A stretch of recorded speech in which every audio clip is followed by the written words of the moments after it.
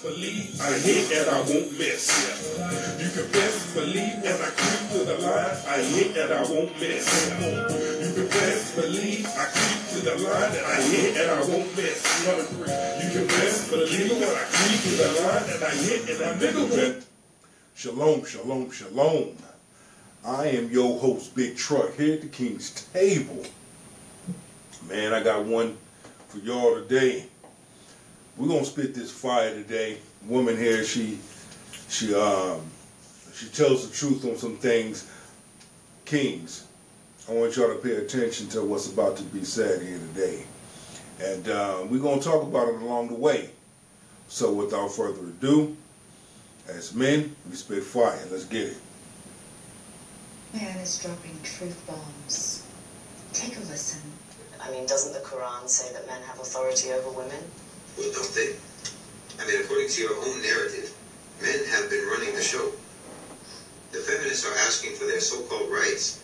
From who exactly? Well, if you didn't have what you call patriarchy, then what you would have is a hell on earth for women. Because clearly, women do not have the power to coerce men, to force men, to make men deal with them this way or that way. If you're out somewhere and a man starts to chat you up and you don't want to be chatted up, what do? You tell him, I have a boyfriend, I'm married, and he goes away. You have to conjure up an imaginary man to get him to back off, because 9 times out of 10, only a man can keep another man in check, because men are inherently more dangerous than women. Instead of patriarchy, replace that word with bodyguard. What makes more sense? For you to be my bodyguard or for me to be your bodyguard? First off, shout out to my man Coffee Pod for this. If you haven't already, check out that brother's platform. King's doing amazing things. Shout out to him, much respect. I like the theory that he used about the bodyguard, because I do celebrity bodyguard work. So I know if I'm dealing with the client and I'm telling the client, before we even go into the venue, I'm setting the stage, I'm setting the ground rules. Simple. Follow my lead. If I see shit going left, it's time to go. We're going to go. Where are the exits at? Because I'm not going to bring my client out the front door. I'm going to take him out the back door. I'm going to take him out the side door. I'm checking the facility, because I'm not going to put my client at a high risk for anything to happen to him or her, because my job is to protect him or her. If somebody's shooting, I'm putting my client behind me and I'm releasing. Simple as that. Whatever it takes to make sure that my client is safe. Let's get it. Who do you think is more capable of protecting who? From who? If men didn't protect women, who would? Why, men would do whatever they wanted. And isn't your bodyguard responsible for you? Shouldn't you listen to him if he says, for example, don't go here, don't go there, or let's take this route instead of that route because it's safer? And it's a shame that we don't even have that in relationships. It's a damn shame that we do not have that in relationships. He's controlling. I'm not going to submit to him. He has commitment issues. He's this, he's that. So fucking negative. When somebody's trying to lead you in the right way and protect you, how you mouth off with someone that's protecting you? How do you buck up against someone that's protecting you? I don't get it. I don't get it. With a large number of you feminist women. How do you buck up with a man that's telling you the right thing? Oh, he got insecurity issues. He's controlling. Why gotta be something negative when I'm telling you something right?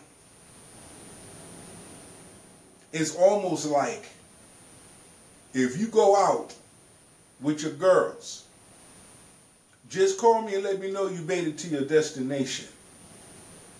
And call me to let me know you coming home. That has nothing to do with controlling or insecurity. Last time that I checked, it's about your safety. Heaven forbid if something should happen to you. The last person she called was her man to let him know where she was at. Or she was on her way home. You have to look at safety. You have to look at it that way. But no. A lot of y'all want to come negative with it. I wonder why no man doesn't want to protect you. But since you a boss bitch and say you don't need a man, these are some of those consequences. That authority, but he's doing it for you. Would you feel resentment about that authority? That's irrational. Look, you cannot dismiss the importance of physicality, human physicality. We're physical beings. Technology does not level the field the way you think it does.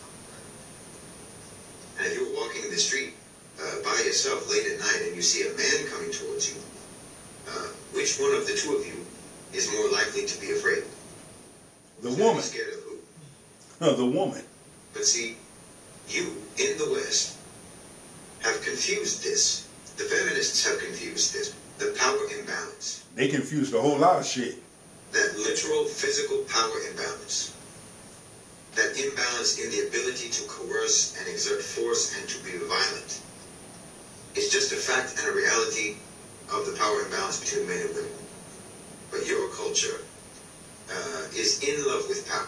It's in love with force. It's in love with violence. So to you, whoever has the greater capacity for violence, whoever has the greater capacity for being dangerous, then that person is better. The one who can exert his will is better. Whoever has the power to force people to do something is better. And whoever is weaker is less. It's because you admire power so much, and you admire force, and you admire the ability to coerce, that you find yourself resenting that men have authority over women, or the idea, the concept of men having authority over women, because you think it's unfair. You think that women are being deprived. But remove that authority and see how deprived you'll be. Point blank. It's not about...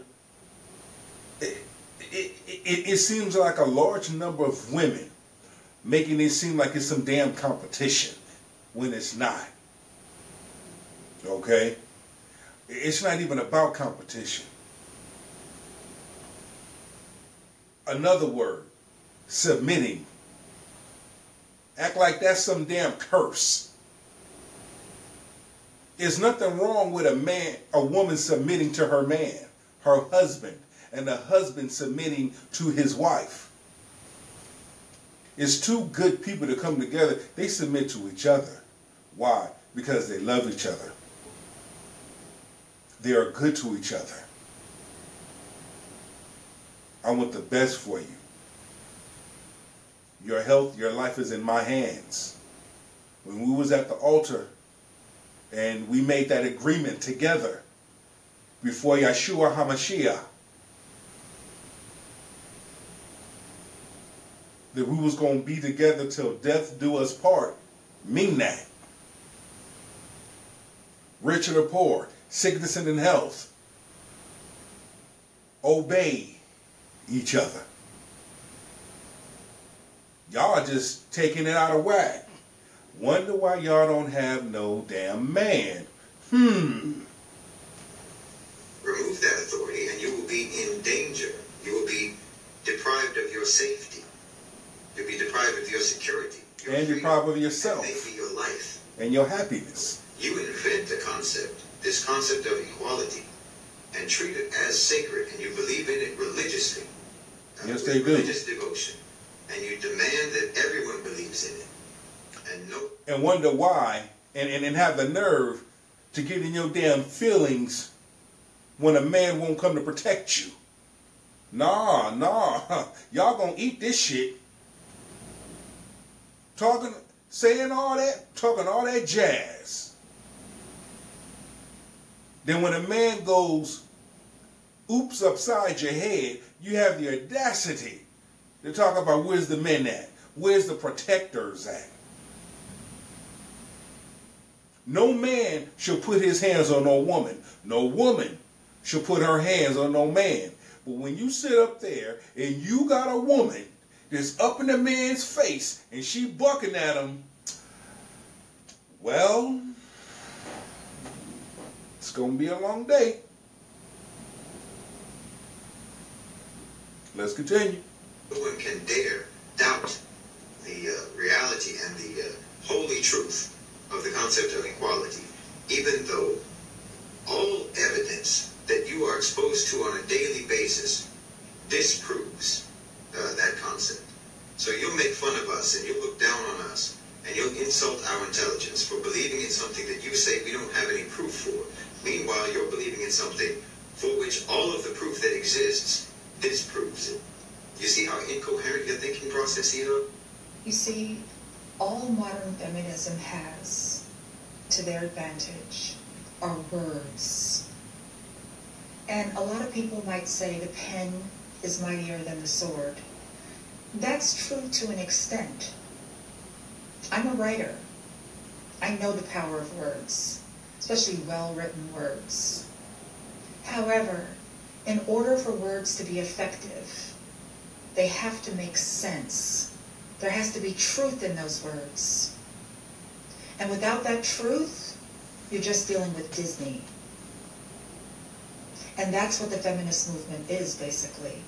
Disney. Because there's no truth behind it.